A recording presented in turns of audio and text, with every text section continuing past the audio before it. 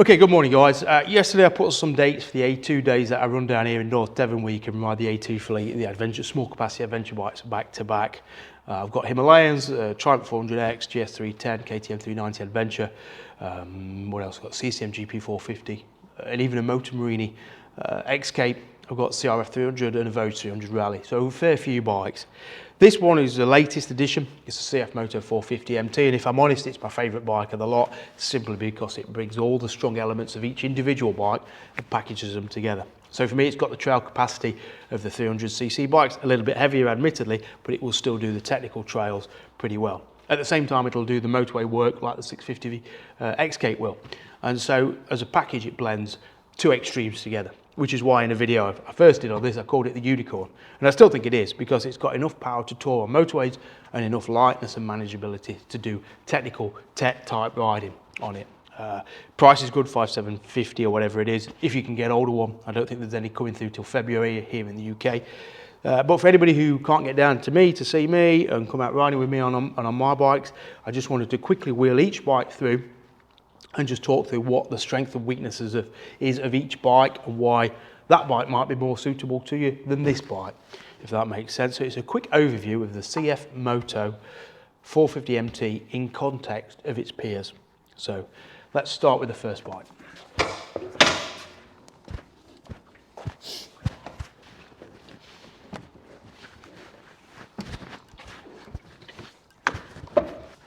Okay, first one, Voge 300 Rally, came out last year. It still lists at 3,795, so an incredibly cheap option for anybody wanting a trail-focused bike. I did a lot of miles on it last year. I did 7,000 miles on a test bike down to the Italian Alps and down through Spain, Land's End and John O'Groats. So I know it could do road touring. Now the distinction between this and the CF Moto 450 is that it can't do the road touring as well as that bike.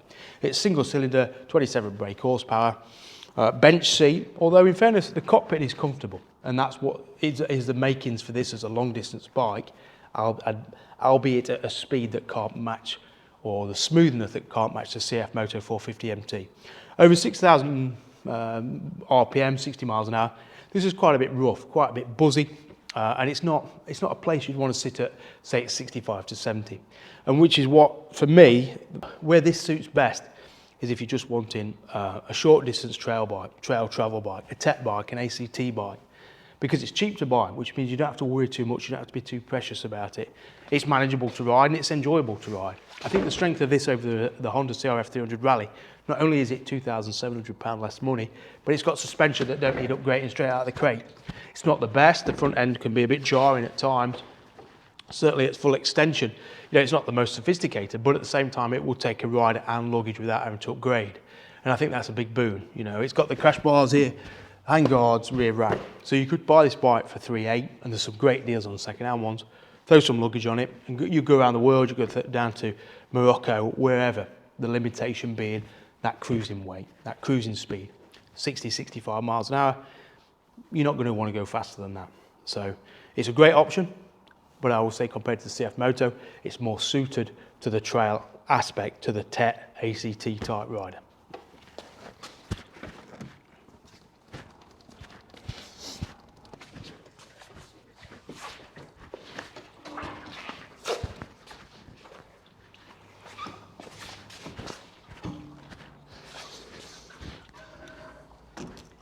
Okay, Himalayan 411, in a way not a lot in comparison to the CF Moto 450 MT. What I think the strength that it does share is the practicality of the bike and the fact that you buy it and it's ready to go. Much like the Voge in fairness. So if I was to say that the CF Moto 450 has got anything in common with the bikes here, I would say it would be the Voge and the Himalayan, for the fact that they've been built and delivered in a way that means you don't have to do anything to them to make them complete as trail travel bikes. The Himalayan was the same, centre stand, rear rack, bag mounting points here. It's just a good all-round versatile machine. Again, 60-65 mile an hour cruising speed, but that long stroke chuggy nature of the engine made it an absolute winner for novice to intermediate riders to go places that another bike wouldn't take them or would intimidate them.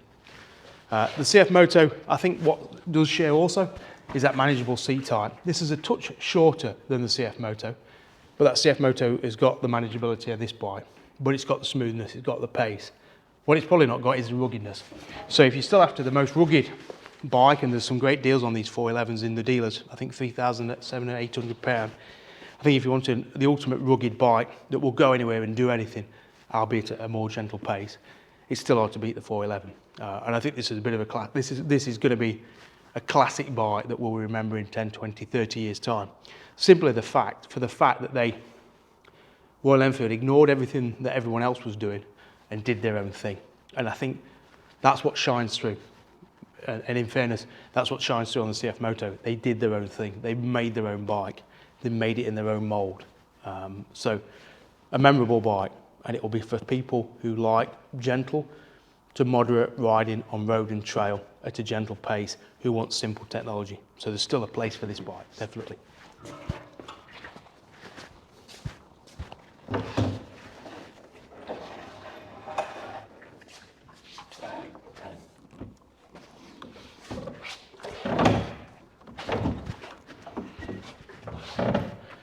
Okay, Morini X-Cape 650 uses a parallel twin engine from the ER6 Kawasaki, the same engine that powers the Benelli and the CF Moto 650, so it's a commonly used engine, this.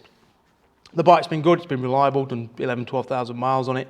I find it comfortable, I find it quick enough on the road, it does lack a little bit of power.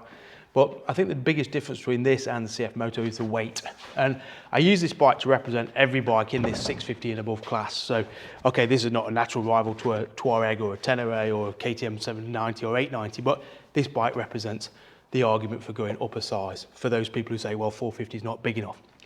I think from my experience riding all those bikes, and the V-Strom 800 that I had earlier in the year on test, is that for me, and this is again only my opinion, what these bikes offer is more power and more weight. And there's very few times when on a tour I think I need more power and I need more weight. Yes, it's a compromise. Yes, sometimes it's nice to have the power, but for me, the smaller bikes allow you to do more and go more places with more confidence than these size of bikes. So Tenere 700s, people were buying them, and I think they were finding them too top heavy. Same with the Touareg. It's not much difference on the spec sheet weight versus the CF Moto, but the difference in feel and manageability when you stood next to the bike is massive, which is why I think reading and believing and seeing truth in spec sheet weight is just a waste of time, because it doesn't reflect or represent what we experience when we touch and feel the bikes and move the bikes. Like the CF Moto 450, in comparison to this, you know, it's like a completely different class of bikes. And so you've got to ask yourself, do you need the power? Do you need the weight? What are you gaining from that? What are you going to do with it that you couldn't do with something smaller? So while I respect the needs and the buying purchases of people who buy these bigger bikes, I think there's a lot of times that people end up overbiked, and in situations where their bike limits what they can do with it.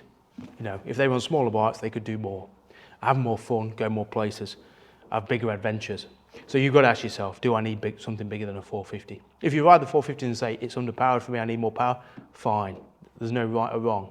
All I'm saying is, think long and hard before you go up a size, because in most cases I find people aren't making use of the power that they've got. Most people will say, I need more speed, when really what they need is they need more talent. And if people worked on their talent more than buying a bigger bike, I think they'd be far happier as riders. But I think that's an ego thing. So the Morini X-Cape is a good bike, actually. I've enjoyed it. Would I buy one? No, because they feel unsupported and it feels like there's better bikes out there, which is a shame. Because, as I say, I really enjoyed this bike. It's a real underdog bike, but it's not class leading. And the 450 does the road work pretty much almost as well as this, but it's got so much more potential as a trail bike. So that's why I wouldn't go to a 650 or a 700 or an 890 or anything like that. Okay, next bike. KTM 390 Adventure. Now, to me, this is a real rival to the CF Moto 450, almost the biggest rival to it, which seems an odd thing to say given the fact that we've all forgotten about the KTM 390 Adventure. Even KTM have forgotten about it, because I don't think you could ride one at the ABR festival. You could ride an 890 and a 1290, but the bike that most people would be better on, a 390, they didn't have it there. And it's a shame. What you've got is a real fast-engined, light handling, agile, enjoyable, engaging, fun motorcycle in a way that no other bike in this class can match. The CF Moto is fun. It has got power. It does go. but it's not got the 19-inch front wheel of this, which gives it better agility, and it's not got the pick up and go at 4,500 RPM that this delivers and revs through to 10,000 RPM and gives you a real thrill. So if you're looking at a CF Moto 450, but you're not sure if you're going to be doing a lot of trail riding, then actually, maybe your KTM 390 Adventure is a better bike for you, because it's going to give you a better hit in the corners, better speed, better handling. I mean, the suspension on this, the WP, is best in class, better than what's on the KYB that's on the CF Moto. So it gives a really refined, mature, complete riding experience. And the fact that it's light, feels agile, and you can do some trail riding. You know, it's not naturally good at trails, but it's okay, you know, it's okay. Cast aluminium wheels, stay with that because they're tubeless. The spoke wheels on the 390 are tubed, which to me is a massive compromise. I don't want to fix a puncture if it's a tube at the side of the road. I'm happy with tubeless.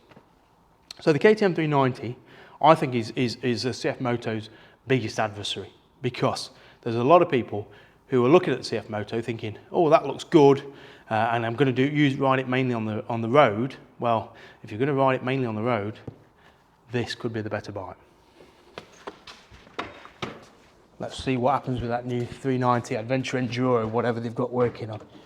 They're taking the time with it, but when it comes, it could be the one to have. Let's see.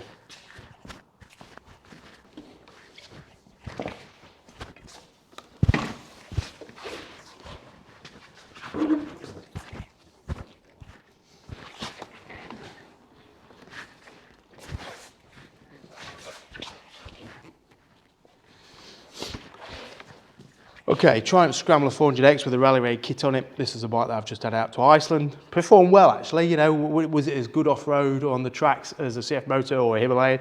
No, you know, it was out of its comfort zone in a lot of ways, mainly because it's got no suspension travel. 130mm at the front, which is not good enough for the type of riding we were doing. Having said that, I enjoyed riding it. You know, and that's a big barometer of success of a bike. Do you enjoy riding it? Yes. Why do I enjoy riding it? The engine is just smooth and peachy and strong. In natural comparison to that KTM 390, that's got a lot of top end, mid-range to top end go. This has got a lot of bottom end to mid-range punch. So it actually makes it more flexible and enjoyable and quicker in many ways to ride on the back roads, because you've always got power. It's always going, it's always on torque. When you wind it out, it's not got the thrill of the 390, but it's got the power when you need it on the back roads, on the trails, on the tracks. Comfortable, good to look at, been reliable. You know, it's had a hard life in Iceland, but managed to do the job. Now, is it a natural rival to the CF Moto 450? No, it's a street scrambler. But I toured on this. I spent all day on this, and it was comfortable. So you could do long road riding. You could do track riding. So are you going to be doing anything too technical? Well, if you're not, this will do it. Are you going to be doing a lot of work on the motorway? If not, this will do the A-roads absolutely no problem at all. So we write this off. We say it's not an adventure bike, but you can go on an adventure on it. And in many ways, it fits really well. So who would this suit? I don't know, a different mindset, a different type of rider, a more traditionally styled bike, but still very capable. I enjoyed this bike. Do I wish I was on the CF Moto for having the longer travel suspension? Yes, on the Iceland trip. If they did this with longer travel suspension, would I rather be on this? Possibly, yes. So don't overlook the Triumph. You know, and if they turn this into a Tiger 400, which there's rumour of, who knows, it could be a one to beat, because the strength of this engine, I think, would propel an adventure bike to great success. It's a great engine. It really is. It's smooth, flexible, enjoyable to ride, and fast when you want it to be. So, yeah, Triumph 400X. Not everyone's cup of tea, but if it's yours, good bike. Good bike.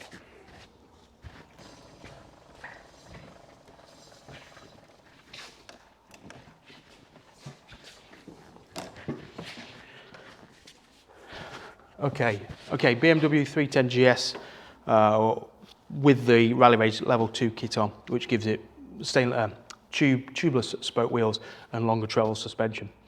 It's almost as though BMW have given up on this end of the market. I mean, this launched in 2017 and there's not been many updates, and there's no news of any replacement for it. So it's clear that they don't prioritise smaller capacity bikes, and no wonder when they can charge £24,000 for a GSA 1300. And that's quite interesting, isn't it? You know, everyone's talking about the 1300 GSA, and BMW say, you know, the ultimate adventure bike. Well, It's absolute bollocks, isn't it? Because there's no way that GSA would go around Iceland in the way that the guys who on 310s went around Iceland, or the guys on the 300 rallies who went on Iceland. They're good touring bikes, those big bikes, but don't let anybody kid you that they're good off-road bikes. I was watching a video on Instagram the other day. It was a training school in America who was showing the improvements people were making on their GS1200s off-road, showing them falling off quite consistently and quite painfully. You are going to have an accident on a big bike. It's not a question of if, it's a question of when. You will. I trail rode and toured on a 1200 GS for a few years, and I finally realised that they're just too big. They're too big, certainly if you're on your own. So to me, BMW, the 310, it's a good bike. It's smooth. It's a bit buzzy. It's a bit rattly. It's a bit wispy. It's not very exciting. It's never won much favour when people have ridden it down here, until the end of the day comes when they realise it's actually a comfortable, smooth, well wind protected bike to be on. It feels like a big bike. Does it rival the CF Moto 450 in any way, shape or form? No. It gets bettered by that bike in every capacity. It's not got the fun of the 390 KTM. It's not got the off-road capability of the Voge or the CRF. It's got nothing going for it in the coolest possible way of saying it. But at the same time, it's a very likeable bike. And I've had people who've gone through all the other bikes in this class and bought 310s and really enjoyed them because they're more relaxed. They'll take you on a long distance tour with refinement and smoothness. They don't make a lot of force, they don't take a lot of effort to ride. They're very easy to ride. I've got a guy coming down to the south of France with me next week who's a short leg guy. He'll manage this absolutely fine. You know, so with the Himalayan replaced by the 450, which is a bit heavier and a bit weightier, this, for anybody looking for a lighter, lower bike, is the one that steps into the shadows or into the place of the 410 Himalayan. It's the only one still on market that's low and light. So yeah, it's a shame BMW have not followed this up with an update. If one comes and it's a 400 with a bit more poke and a bit more capability to it, I think we'll get excited again, because the F900 GS shows that BMW are still capable of building some great adventure travel bikes. But would I take this or F900 GS around Iceland? I'd take one of these every day, because I know I could get into trouble and get out of trouble. And that's the issue, you know. Am I going to go slow on the motorway? Yeah, a little bit. But will I find it a lot easier on the tracks and trails? Yeah, of course I will. So 310 GS, it's reliable, it's safe, it's sensible, it'll do the job. It won't excite you, not in the way the CF Moto does, but in fairness, it will tour long distance just as well as that bike. So an option, it's still an option, and incredibly cheap second hand.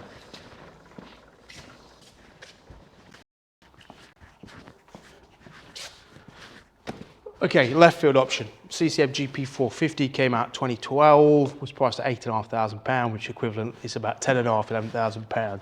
Now, an abbreviated success, let's call it. People were suspicious of the engine, a 450 single that was derived from the BMW G310GS sort of enduro bike, so a bit so a bit coarse, a bit too racing for the people who were buying these bikes, but incredibly light with an aluminium bonded chassis. CCM claimed 128 kilos, but it was more like 162, 163 on my scales, so yeah, pretty much same weight as a CRF 300. But you've got more power. You've got 42, 43 brake horsepower, you've got 20-litre tank, you've got a comfortable seat. You know, in many ways, this was the unicorn. This was a British unicorn that never really took off, because the Brits never get beyond what they build themselves, do they? We were sniffy about it. It wasn't right. It wasn't a 650. Everyone wanted a 650 back then. Everyone said at the time, if this was a 650, it would be a success. Skip forward 10 years, we've got the Cove Rally, the 450. Everyone wants that bike. Perception, mindset has changed over 10 years. We accept a 450 as a capable travel bike. 10 years ago, this was too soon. It came too prior to people accepting that you don't need a big bike to do big miles. I think where this shines is on the trails. It's an incredibly well suspended, manageable, engaging bike on the trails. It's got 30 kilos less weight than the CF Moto 450, but at the same time that CF Moto 450 can do almost the same tracks as this can. Not with the same engagement, not with the same bite on the throttle, not with the same plushness of suspension, because this has got great suspension on it. But for the fact that the CF Moto will do 9/10 of that, but relatively be half the price, and also have the road smoothness and the road capability that this lacked. This is, you know, at 75 mile an hour, it's a rattly, buzzy, tingly single. And people have sort of said, well, CF Moto, why not get the Cove 450? You know, the Cove is a talk of the town, and let's use this to represent the 450 Cove. Well, to me, having not ridden the Cove, but seeing and listening to what people have said about it, it's got that same snatchy, aggressive rally setup like the AJP PR7, which is great if you're a strong rider. If you can ride on the throttle, if you can be progressive, and you've got talent, these bikes will shine in the right hands. But in the wrong hands, they're just not the right bike. They've not got the chuggability. Same with the 701. We had a 701 at Husqvarna in Iceland, and that struggled through the water crossings because it's not got the same chug. It kept stalling. You know, it was a harder bike to ride in those situations. Yes, faster, more powerful, but when you want to dig, when you need a bike to help you in tricky situations, they just don't have it because they're too highly strung. And I feel the CCM and the Cove and the AJP PR7 would all be bettered by CRF 300s, by CF Moto, by Himalayan for the average person who wants to go trail riding. So yes, the Cove 450 is exciting, but I would recommend that only to the type of rider who knows what they're doing, can deal with a taller seat height, and is prepared to accept the shorter intervals and the rougher ride in exchange for the fantastic engagement that it gives you when you're riding it hard. So I think the comparison is that the CF Moto has got some elements of these bikes, off-road agility and aggression, but it's also got the softness, the smoothness and the usability that these bikes lack. So there's a room for these bikes, there's a space for these bikes at the table, but if only for the keenest of riders, I think.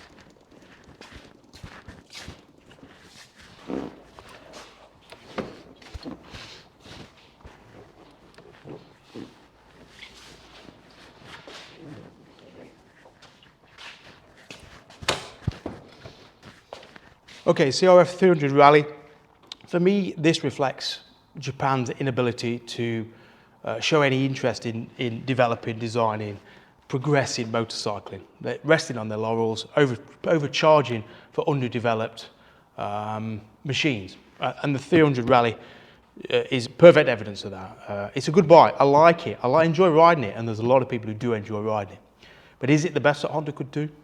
No. Is it a fair price for what you get? No. £6,700, £800 for this? Too much money. Too much money. The Voge does almost as good at a lot less money. I think for anybody who wants a tech travel bike though, it's still the one to go to. It's a great, reliable, dependable machine that's always going to sell the same day for the same amount of money as you paid for it.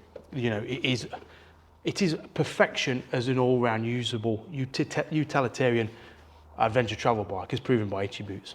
I think it would do more than what you could do on the CF Moto, but the CF Moto is going to do more distance work far better. So for ACT work, where you've got a bit of road work in between, I think the CF Moto is going to do it. I think for the TEP, it's going to be easier on this, but the CF Moto is going to still be able to do the TEP. So does the CF Moto make this redundant? No, because I think there's still a time and a place for a dedicated trail bike. And the CF Moto has got 50% trail capability and 50% road, whereas this is 70% trail and 30% road. So this is always going to be stronger on the trail. So you've always got to remember that. Do I want a trail bike? Well, buy a trail bike, you know. And the biggest mistake a lot of people make is that they think they want a trail bike, they buy a trail bike and they realise, no, what they wanted was a road bike. And if you want a road bike, forget this and forget the Voge, because there are better options, Triumph, KTM, even the CF Moto, you know. I think we could also bring in the NX, you know, what I said in light of Japan giving up the game. We could also add the NX 500. You know, am I interested in adding an NX 500 to this range? No. Because if you're kind of unimaginative, and I don't want to criticise anybody who buys that bike, but it's just enough. You want a good, reliable, sensible bike that's a 500cc twin, you buy a Honda. But is there enough interest in it for me to get one to add this fleet? No. And I think the shame is that Honda and Kawasaki and KTM and all the others, they could have built a CF Moto equivalent years ago. They've all had the tech, they've all had the know-how, but they've not done it. And I think Honda is a big example of where CF Motos come from, because there's a huge gap in the market that's been left by the existing manufacturers. The CF Moto is nothing new. I still think spec for spec it's very similar to a KLE 500. I mean, it's probably better than a KLE 500, who knows? I've not ridden one for a while.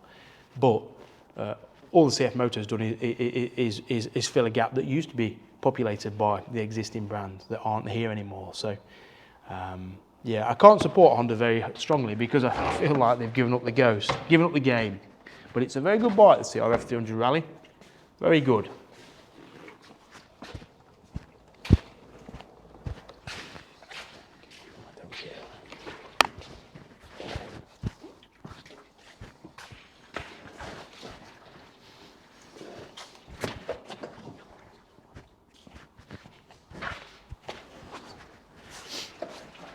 Okay, last but not least, the Himalayan 450. The bike, I guess, is the natural nemesis adversary for the CF Moto, for the simple fact that they've come out at similar times with a similar sized engine. But they couldn't be more different. It was revealed yesterday. I took a guy out, Chris, who wanted to ride the bikes back to back. And he liked the CF Moto a lot, but he preferred the Himalayan. But we both acknowledged, agreed, that they're very different bikes. That's got an aura to it, a noise, an attitude, a purpose. It's purposeful, it wants to go. Chris said he felt it made him want to ride faster, whereas this was sedate, it was gentle, it potted better, he thought. I mean, for me, it's a no-brainer. I prefer the CF Moto all day long. This disappoints me for the fact that they seem to have stacked the weight higher, so it's not got that low-down manageability, the old one. And the engine feels as though it's missing something, whether it's fueling or something. It just never seems to settle in a gear for me. So it's a no-brainer, CF Moto 450 MT all day long if I was to choose a bike out of these two. However, this has still got a lot of virtues that are going to appeal to a lot of people. I think from an engineering point of view, it's very solid, it's very dependable. It's going to drop well, it's going to go around the world well, it's going to travel well. It's not going to give you any issue. It feels like they've put together a very solid package, which if you can get over the weight, which is, you know, it's the same weight as the CF Moto 450 MT, about 196 both of them. This feels heavier. And if you can manage that, if you can live with that, then this becomes a serious contender. I think what you've got on this bike is perfectly set up suspension.